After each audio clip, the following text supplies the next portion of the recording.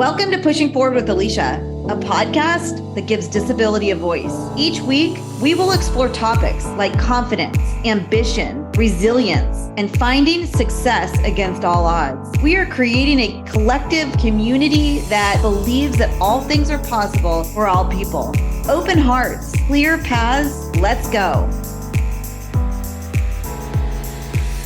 Welcome back to Pushing Forward with Alicia. I'm Alicia. We are a disability podcast that is striving to give disability its regular voice in conversations today.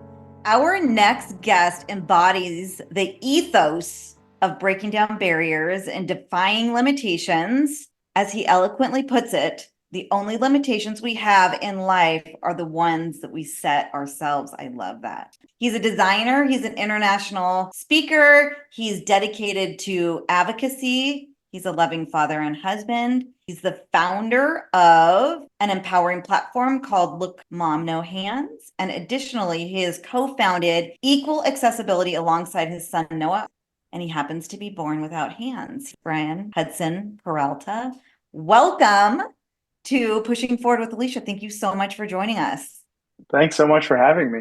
I'm excited to be here. Can we start with you sharing your journey with us, with your disability, whatever you're comfortable with, how you've become a designer and advocate and speaker through your platforms? So I'm 44 years old. I was born with congenital limb deficiency, which is basically being born without arms, hands. I have really short arms. They're about to maybe a little bit above where most people's elbows are.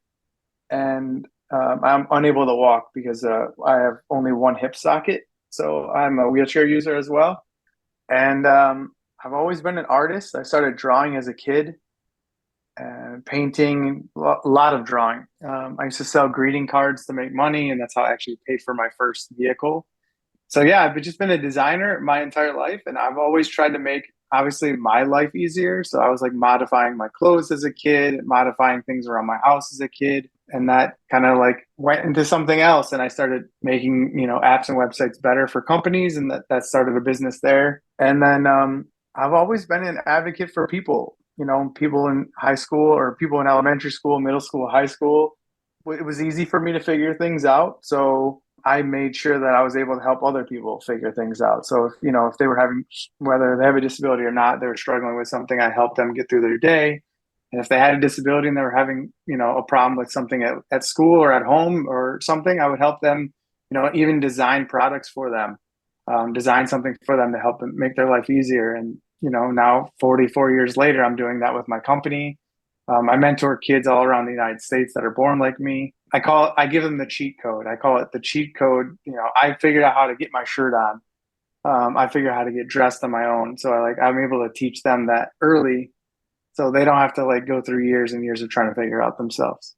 You said something interesting, that it's always been easy for you to, I guess, adapt or design the world to work around you the way that you need. Where did that come from? Did your parents push you in that way, or?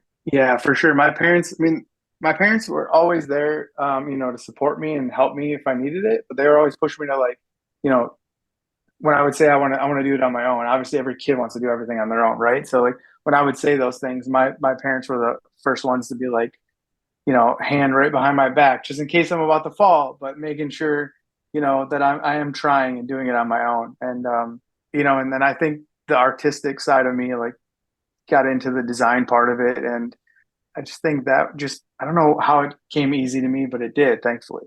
Can you explain one of the tools that you use that is maybe something that you designed? Yeah. So a lot of things in my house, so people are always surprised to find out that I only use my wheelchair. The only adaptive equipment I use is my wheelchair and the modifications to my vehicle. Everything else in my house is just like everyone else's house. I have little things that help me. I have these little hooks that I designed to help me get my clothes on, and do different things. Well, I always tell people, there's accessible design and then there's inclusive design. The best products on earth are made for everyone, right? They're not made for just people with disabilities. I use a bidet toilet seat, not an adaptive piece of equipment. It's an equipment that everybody should have a bidet toilet seat. Bluetooth headsets. These things are not necessarily designed for people with disabilities, but they were designed for everyone. And that's what I look to do with like things that I design and experiences that I design, like apps and websites. Like I want it to be, whether someone has a vision impairment or whatever, like a mobility issue, tapping buttons. Like I look to, make sure that it's 100% inclusive, not necessarily just accessible. I actually have a product coming out that helps people with disabilities, specifically people in wheelchairs or people with limb differences, close doors. And the patent is not public just yet, but my attorney says it's going to be in a couple weeks. It's called Doorknob, and definitely be look out for that coming soon. And I have to send you one for sure. Nice. I like it. So that's a great, congratulations on that. That's Thank awesome. you. That's a good segue into equal accessibility. Your son and yourself founded Equal Accessibility. Can you tell us about the mission behind your organization and how it aims to make a difference in creating these inclusive experiences? Just like I talked about designing websites and apps for everyone, and the best products. We as wheelchair users or people with disabilities, I'm sure you know this. You'll go to a hotel, and my biggest pet peeve at a hotel is when the trash can is in front of the elevator button. Now you have longer arms than me, but I always say I have the wingspan of an ant, obviously, and my arms are like 8 to 9 inches long. So I can't reach that button. And so these little things, throughout my entire life that I like figured out, like, yeah, I'll just slide the trash can over and hit the button, but not everybody can do that. There's so many other things that businesses don't realize that are I really push somebody with a disability away from wanting to use their business or service. And so, when my son was younger, we would go places and there was be like, oh, I'm sorry, you can't do this. You know, I'm just with my son. My wife's not with me or whatever. And so we weren't able to do certain things. So as he got older, he was able to lift me and, be able to carry me and do these things, but he wasn't always able to do that. So it's just things that we learned along the way and I've learned along the way in my lifetime to make, experiences better. We share those things with businesses, and to help make experiences for everybody, not necessarily just people with disabilities, but everyone that comes to their place of business. Or we work with companies, product designs, apps and websites, physical products to help make boxes easier to open, make apps easier to use. So yeah, that's why we do that. And what's great about Noah being part of Equal Accessibility is, he has like the caretaker perspective, and a lot of places and people don't think about that. Like it's extremely important. Like I can do a lot of things on my own, but there's some things I can't do that he needs help with, to help me with. And there's special accommodations that need to be made and should be made. I think it's a beautiful motivator to want to advocate to have space in life to do with and enjoy life with your son the way that you choose. So, what are some of the biggest challenges that you've run into with this advocacy work? Are there any major ones that are in front of you right now? I feel like being found and having people realize, because we don't like, people, there's clients that'll come to us and say, do you do ADA compliance? And I was like, yeah, we totally do that. We go above and beyond ADA. ADA is the minimum requirements, and people don't realize that. Like ADA is literally the minimum requirements for accessibility.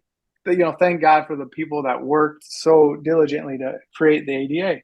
We work with companies to make their spaces, better for people with disabilities and everyone. What I love about that is looking beyond ADA, using ADA as kind of like the foundational starting point. You need to have all of these things, but then once you have them or you're going to implement them, how can you enhance them to work in today's modern society? And I think to your point, disability is so diverse. There's so much equipment. There's so many variations, especially with technology today. What is the impact? I know you work with brands like General Motors, Amazon, Zappos. Like, are you improving accessibility with your partners like that? One of my favorite companies that I'm working with is United Access. They have a ton of locations around the United States, and they modify vehicles for people with disabilities. And they're renovating a lot of their spaces. And together we created the gold standard of accessibility. And it's so incredible to hear how passionate the people that work for the company are about accessibility, inclusivity. So, you know, what United Access is doing is working with us to create really amazing experiences for their clients. So, like, they have office spaces, and 99% of their clients are in wheelchairs. So, we came up with the idea of like always having one chair pulled out from an office. Because how many times have you gone into an office and they're like, "Oh, let me get that chair for you out of the way." It's like, why do that when you can always have that chair, and now a wheelchair user feels welcomed in that space? What's awesome about that too is hiring somebody with a disability that is an expert in this space so they can see what is being missed, from a user experience. I think that that's awesome. You're listening to Pushing Forward with Alicia, and we will be right back.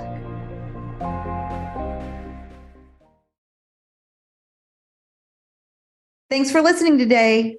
If you have an episode idea, know someone I should interview, or have a story that needs to be told, reach out to me at aliciaanderson.com. That's ALYCIA Anderson with an O.com. Click on podcasts.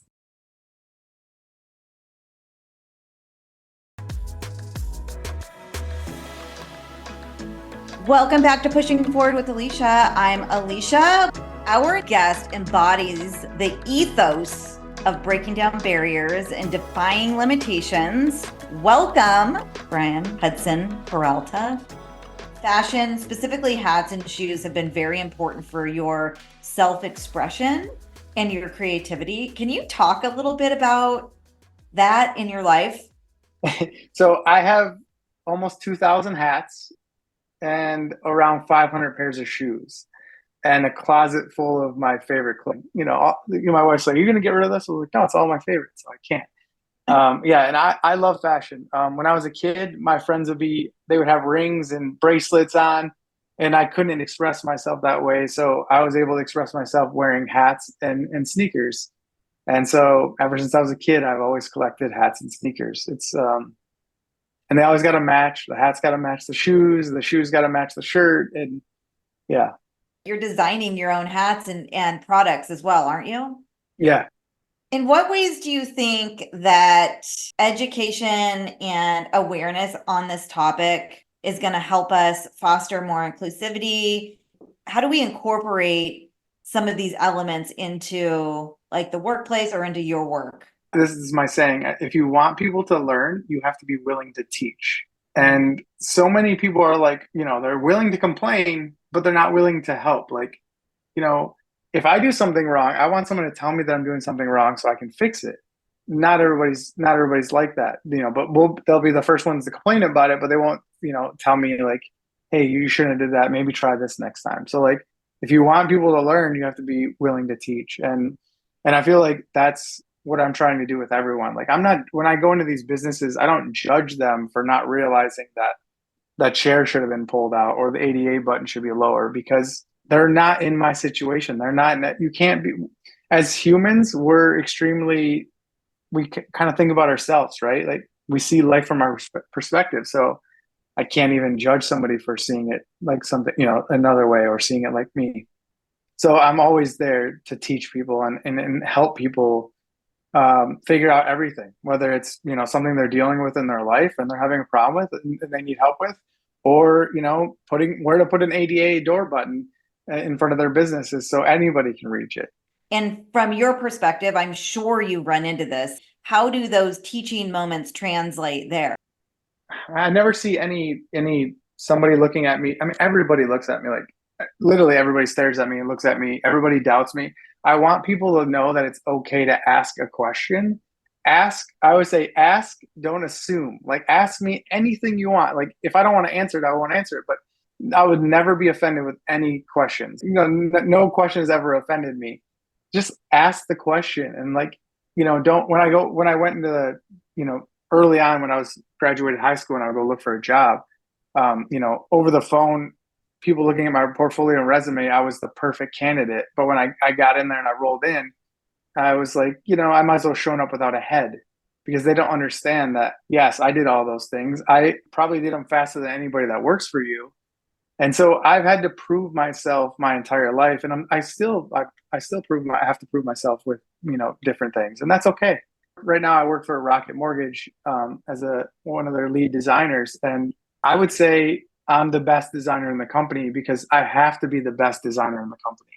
I have no choice. If I'm second best in anything that I do in life, then I might as well be last because someone's not gonna pick the person missing having no arms and legs in a wheelchair over the guy that's pretty good at this, that they think he can show up and come into work every day. I probably work harder and faster than most people in the industry, to be honest. So what you just said is so interesting is if you're not first, you're second. If you're second, you're last.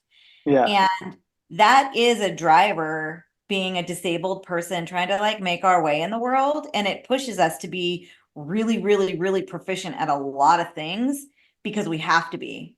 I am on the same lane as you. Like I have decided in my space to use my voice to teach and to open up perspective. So the next, wheelchair users or whoever comes behind us, maybe it won't be quite as awkward, weird, difficult, inaccessible, or have so many barriers, So Yeah, I have this saying, it's if you can't fix it, forget it. And so like anything that comes up in my life, I give myself a half day, maybe a whole day to like try to get over something.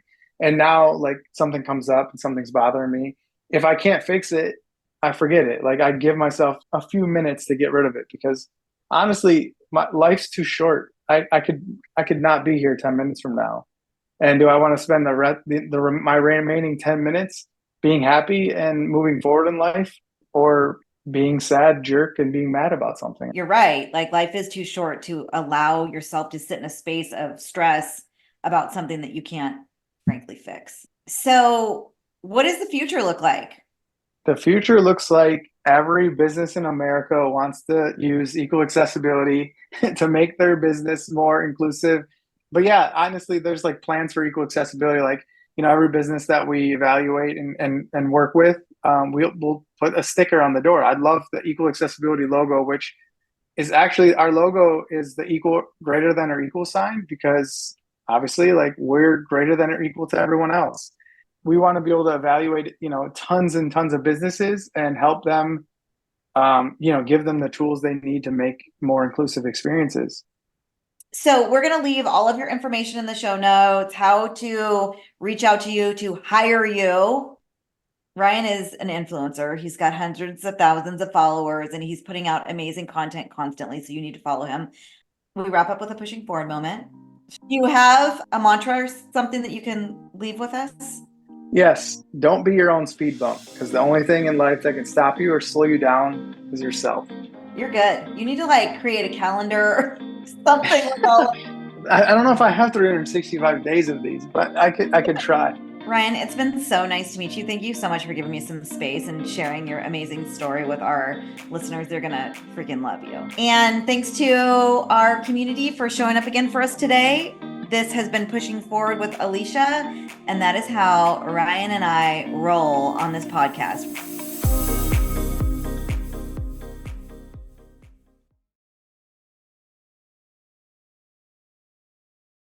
If you're an employer who would like to learn more about disability inclusion in the workplace, lessons on ableism, and how accessibility can drive innovation in your company, please check out my micro training series at aliciaanderson.com. That's ALYCIA Anderson with an O.com. Click on micro learning.